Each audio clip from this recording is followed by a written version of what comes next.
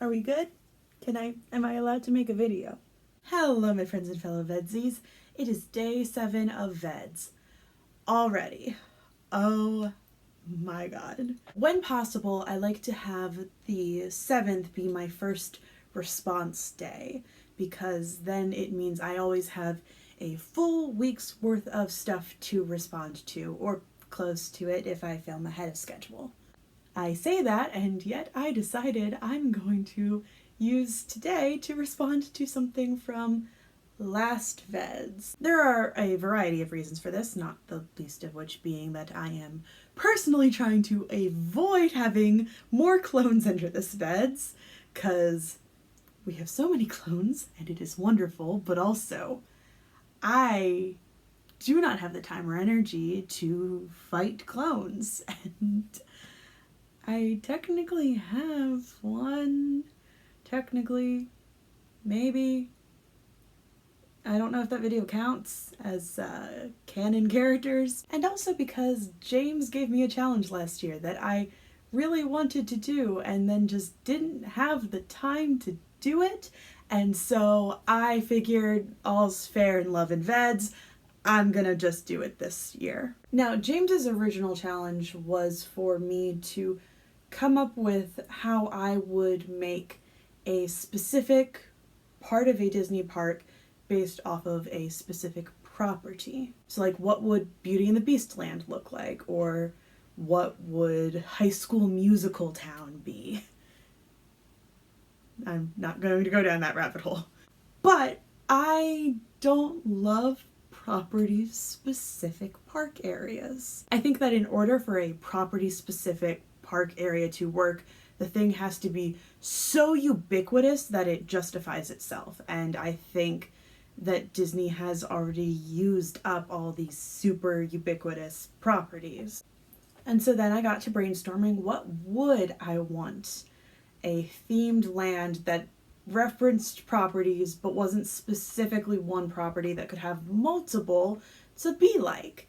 And unsurprisingly for the Epcot bitch, I thought about making a city. Specifically, I thought about London, because there are a lot of Disney movies that take place in London. And the films and TV shows that take place in London are pretty well known, but not necessarily that well represented in the parks. So I thought it felt like the perfect opportunity. You might be able to tell I did not script this whole video. I did, however, outline each of my ideas for things that could be in this land based off of the movies. So we're going to start with what I think is the most obvious, Mary Poppins. First off, obviously, we should have number 17 Cherry Tree Lane and Admiral Boom's house as locations that, even if you can't go inside, we can see. I also think having an Admiral Boom show of some sort would be really fun.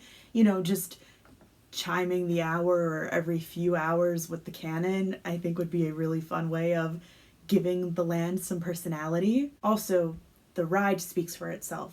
A jolly holiday carousel themed ride, either literally a carousel or something where the carousel horses leap off the carousel and go on a ride, is something that I think everyone who saw that movie as a kid wanted to experience. The Imagineers would have a heck of a challenge in front of them, but I think it would be so magical and whimsical that you can't pass that up. And also, you can have a chimney sweep dancing show or a lantern lighter show if you really need to reference the sequel. But a dance show featuring those guys would be a lot of fun. You could add some acrobatics in if you want. It would just be a really cool spectacle that would bring this land a lot of identity. Not next in popularity necessarily, but I must bring up Bedknobs and Broomsticks. Now, James has at some point pitched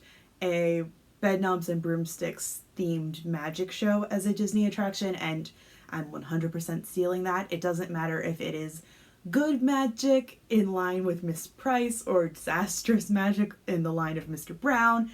It's just going to be fun regardless. And in addition, Bedknobs and Broomsticks brings Portobello Road, which is an entire shopping area.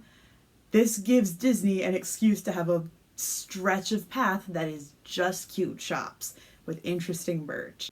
Add a couple dances in there every once in a while, and that'll just be so fun and nice, and referencing a movie that maybe doesn't get as much attention, but it justifies itself in this part of the park. Next, we have 101 Dalmatians. For how easy these characters are to translate, we don't really see them that often. And I can understand why there's not a huge demand to meet Roger, Anita, Horace, or Jasper, but I mean, Cruella? Who doesn't want to meet Cruella de Vil? Like, these would be such easy characters to make and to then either have roaming or to do meet and greets with, and I think people would be excited. I also think that a Dalmatian escaping Cruella based dark ride would be really effective. It could be a little spooky, a little scary, but still very much for the kids. And I think a lot of those characters would translate really well into animatronics. I think they'd look really cool. Also, I would love if there was some sort of Easter egg related to Carlos from Descendants, because, I mean, it's not Disney's job to tribute every actor who passes away, but Cameron Boyce gave such a large percentage of his very short life to the Disney company, and I think this would be a really excellent opportunity to just give that acknowledgement and show that appreciation to him. Speaking about young Disney actors with tragic endings, I don't know where you would fit Peter Pan in this whole park, but I know you have to. Like, that's not the question. It's just that you need to figure out where exactly you'd want to put your Peter Pan thing, and then also what Peter Pan thing you're doing, because you don't want to just do a copy of the dark ride if you already have the dark ride. And as I'm going to get into later, Big Ben's already taken. You have to put Peter Pan somewhere in all of this, but I'm just not sure where or in what capacity. For a movie Maggie might appreciate a little more, we've also got to cover The Great Mouse Detective. Yeah, there's a mouse movie. You could eat the mouse. My main concept here is a sort of Bugs World type kiddie play area with the weird mouse Victorian stuff. Kids could have a fun time with that, even though they probably haven't seen Great Mouse Detective. That's just a safe bet. Not necessarily putting a lot of money or space into the Great Mouse Detective section of the park because it's probably going to be pretty low yield. I do think, however, that a toy store would be really cute, Flavisham's toy store. I don't know how feasible it would be to have those Victorian style animatronic type wind-up toys as well as the more traditional Disney stuff, but I think it is a cool concept that would be worth considering. Please don't drink cider, Maggie. And I would consider a Big Ben roller coaster, except that the turning Big Ben into a ride thing is literally the plot of a Phineas and Ferb episode, Elementary, My Dear Stacy. And so we've got to turn Big Ben into a water slide or a log flume or something of the like. It's so perfect. Like, they literally did that. It's 1-to-1. And so it just feels like it would be a lot of fun. There's not much Phineas and Ferb representation in the park, but I think this is pretty easy to understand even if you're not a Phineas and Ferb fan. And then you could also throw in the London Eye as another reference to that episode, and it'd be really cute and fun. And that is sort of your each ticket attraction of this area. And last but not least, there is one more absolutely iconic film owned by the Disney company that is very famously set in London. That is, of course, The Muppet Christmas Carol.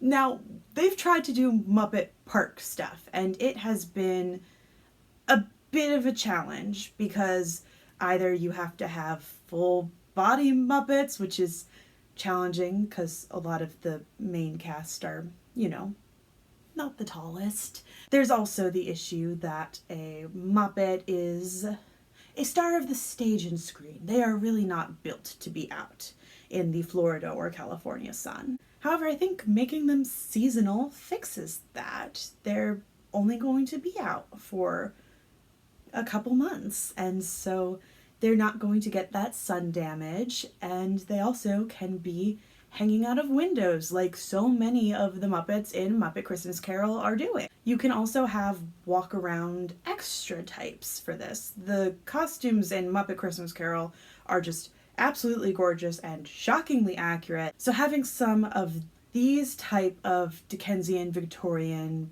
Christmas cast members walking around would be a fun seasonal touch. And also, you could have a meet and greet with the Ghost of Christmas Present, which I think everybody would want. I think that would be so cute and so much fun. Having him in a parade, can you imagine how cute that would be? And I think that's sort of the crux of this land concept. I'm not trying to necessarily reinvent the wheel, and I'm certainly not trying to make the big thrills section of the park.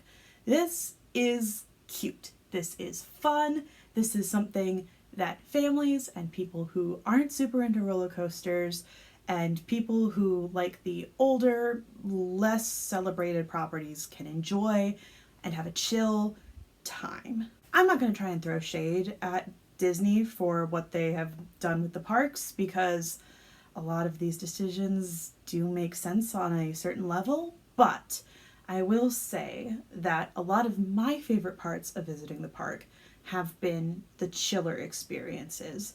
The dark rides, the wandering around, trying new foods. I'm very much an eat and drink around Epcot, go on the great movie ride, loop dinosaur 5 times to get an adrenaline rush type of park goer. And so this is very much a land that would be for me. I don't think this would be as big as Galaxy's Edge, obviously, but I don't think that is necessarily a bad thing. I think the parks benefit when, on top of having the really exciting areas, there are also some chill ones. Less e-ticket attractions, more really good restaurants, and really memorable moments that the kids think about year after year. Obviously, that's not for everyone, but that is for me. And who knows, maybe it's for you. If it is, let me know. And if it's not, also let me know. I'm curious to hear what you have to say. My friends and fellow VEDSies, I'll see you tomorrow.